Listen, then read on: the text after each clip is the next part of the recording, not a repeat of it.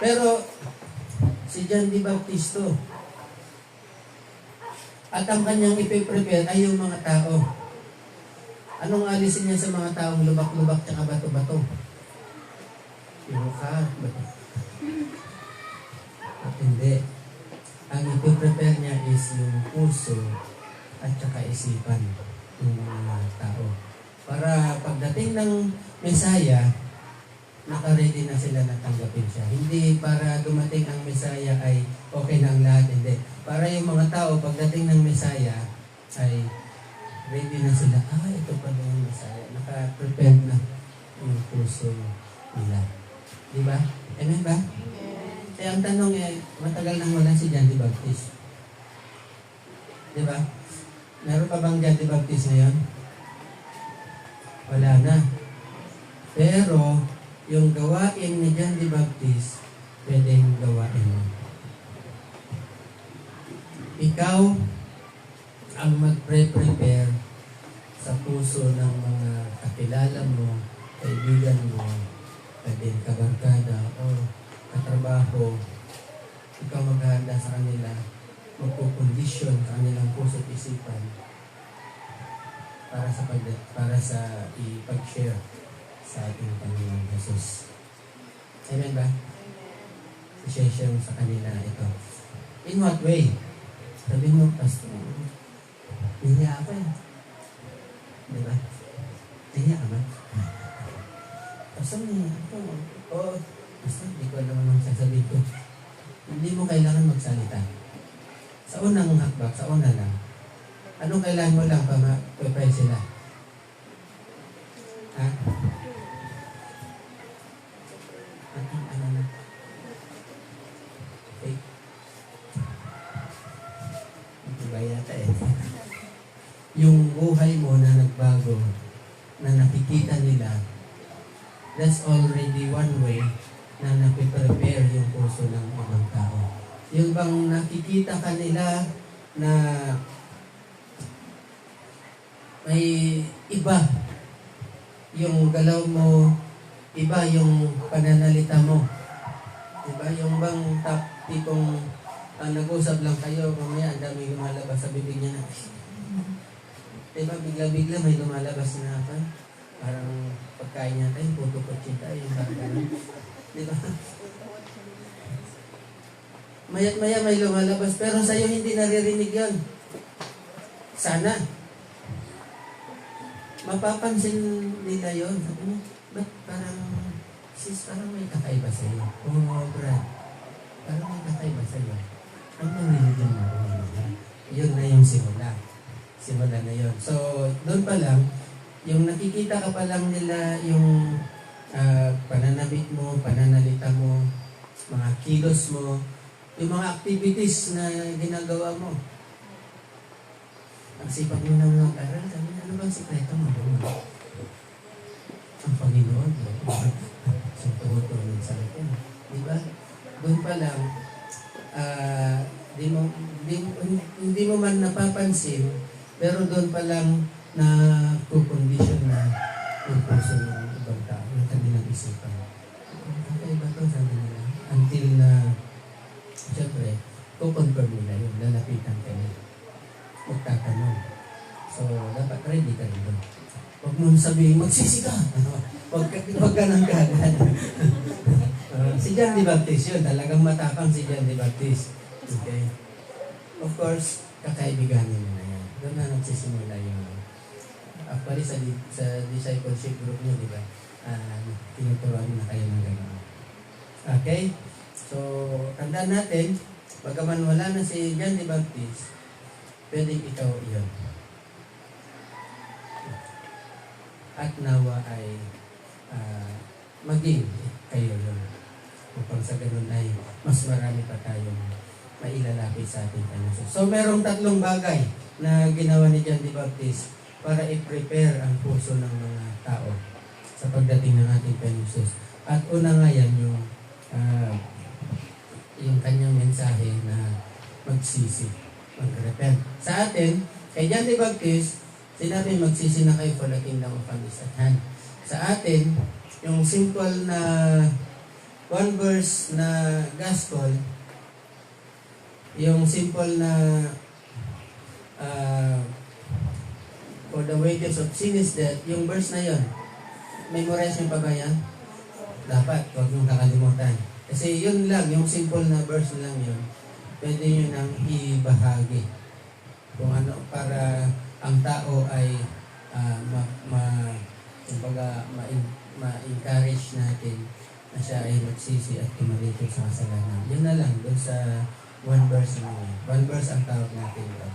One verse sa evangelism.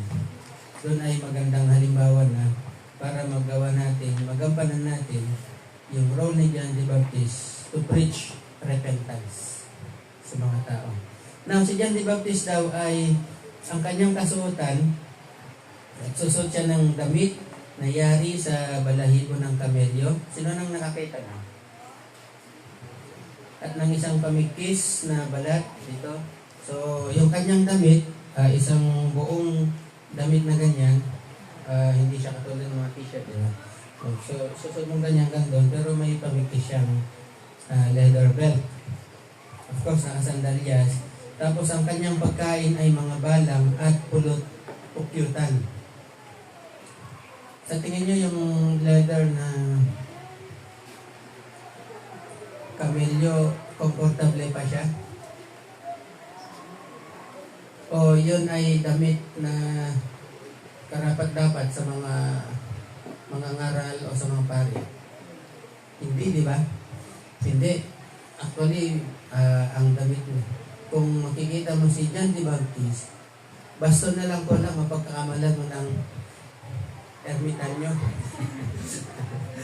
Basta na lang. Ayan ang itsura ni John the Baptist. At saka, wala siya sa syudad. Nasaan siya? Nandun sa wilderness, sa ilang. Okay? And dito, ma-encounter natin ang dalawang grupo ng religious sect ulit. Verse 5 muna, pumunta sa kanya ang mga mamamayan ng Jerusalem, ang buong Judea, ang buong lupa. Alam ba natin yung kanyang balang? Balang. Alam nyo yung ano ba yung hinuhuli niyan pag may nag-aararo? Yung kamaro? Ayun. Pwede yun. Pero ang balang kasi mas malaki sa kamaro. Pero sinasangag mo rin siya. Yun yung mga pag tumako sa palayan, ubos yung palayan kung marami sila, yung balang. So, yung mga ipinanganak na nung Mount Pinatubo, ang daming balang noon. Andiyan, binibenta sa MacArthur Highway. Yung balang, pag sinangag mo yun, ang sarap. Pero siyempre, depende pa sa nagluluto. Masarap siyang i-adobo na tuyo o kaya sangag lang. Okay, yun yung balang. Yung honey, alam niyo yung honey? Nakakita na kayo ng honey? Sure? Okay, yung honey ay galing din sa beef. Sa beef. So, yun yung pagkain niya. Compared, so balikan natin later on yung isa pang ginagawa niya. Pero compared dito sa mga Sadducees and mga Pharisees. Sa verse, I think 7 na yan. So verse 7, ngunit nang makita niyang marami, makita niyang lumalapit din sa kanya ang maraming Pariseo at mga Saduceo upang magpabautismo, sinabi niya sa kanila, lahi ng mga ulupong, brood of vipers, sa English, brood of vipers. Sa Bible, New Testament, merong tatlong religious sect. Sa atin ngayon, ang dami, diba? Ang dami mga religious sect. Sa Bible, mayroong tatlo. Ang sekta ng mga Pharisees, ang sekta ng mga Sadducees, at yung hindi minimension dito, ang mga essence or essence. Okay? Ang mga Pharisees, i-discuss pa rin natin ito later on kung sino-sino sila, ano yung mga katuruan nila. Pero yung mga Pharisees ay nagmula sa lahi ng mga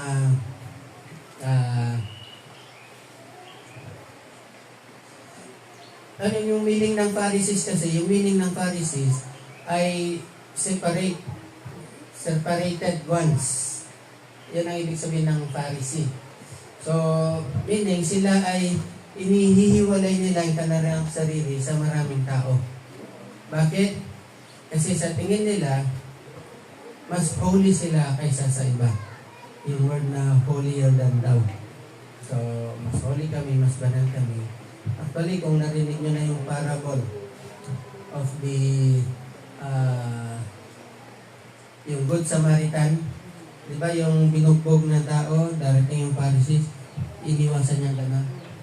Kasi ayaw niyang hawakan, baka matuhisan siya, ma-defile ang kanyang sarili. Ganon yung mga Pharisees. Masalo siya lang elite. Okay? Elite na wala nang tama kundi sila lang. Okay, ang kanilang katuruan ay naniniwala sila sa Torah, yung 5 book of Moses, from Genesis to Deuteronomy, yung 5 book. Pero other than yung Torah, may pinapaniwalaan pa silang oral na yung hindi nakasurat. Yung Torah kasi ay written. Isinulat niya ni Moses eh. Pero yung oral law, yun yung tinatawag ng ating Panginoon na tradition. Okay, yung oral law o yung tradition, sila yung nag-ugawa yan. Kaya palaging Pharisees and then may kasama silang mga scribes. Yung mga scribes, sila yung nagsusulat. Yung interpretation ng mga Pharisees, yun yung sinusulat nila. At dyan kilala yung mga Pharisees. Yung mga interpretations nila sa law, sa Torah. Yun lang ay, yun na nga, ang kanilang religious, pagiging religyoso ay hindi umaakma sa kanilang pag-ugali sa buhay. Kaya ang tawag sa kanilang kay Jesus ay hypocrites. Mahilig silang magsuot ng mga robes, yung mga gandang damit, okay? Yung mga robe ng parang suot. Basta yung mapapansin mo kagad, ay banal to. Parang ganun. Yung parang naka-Amerikana, naka-necktie, naka-barong. Ganon din yung mga Sadducees, although iba yung kanilang katuruan. Yung mga Pharisees, naniniwala sa muling pagkabuhay. Pero yung mga Sadducees, hindi sila naniniwala sa afterlife, hindi rin sila naniniwala sa mga angels. Naniniwala sila sa written law, yung Torah, pero hindi sila naniniwala sa oral tradition, yung pinapasa ng mga Pharisees. Hindi sila naniniwala doon. Kaya magkakontra yung dalawa yan. Okay. Pero one thing in common is, yung mga Sadducees ay mula sa mga priest. Kasi galing sila kay Zadok. Kaya Zadok. Doon galing yung word na Sadducees kasi. Kay Zadok. So, may mga nagsasabi, mga researchers, ay si John the Baptist kasi ay ang tatay niya priest, di ba? So, nabibilang siya sa Sadducees. Pero meron pang isang religious sect at that time. Yung mga Essenes. Ang mga Essenes, ayon sa pagre-research ng mga ibang mga theologians, no, ang mga Essenes ay kumbaga breakaway ng mga Sadducees. Mga priest din yung mga Essenes, pero lumabas sila sa mga Sadducees dahil hindi sila agree sa pag-ugali at saka sa mga ginagawa, practices ng mga Sadducees. So umiwalay sila. At sila yung mga Essenes. Hindi sila nandun sa bayan, hindi sila nagsusuot ng katulad ng suot ng mga Pharisees at Sadducees. Yung nakarob, yung magagarbong damit, mga ganyan.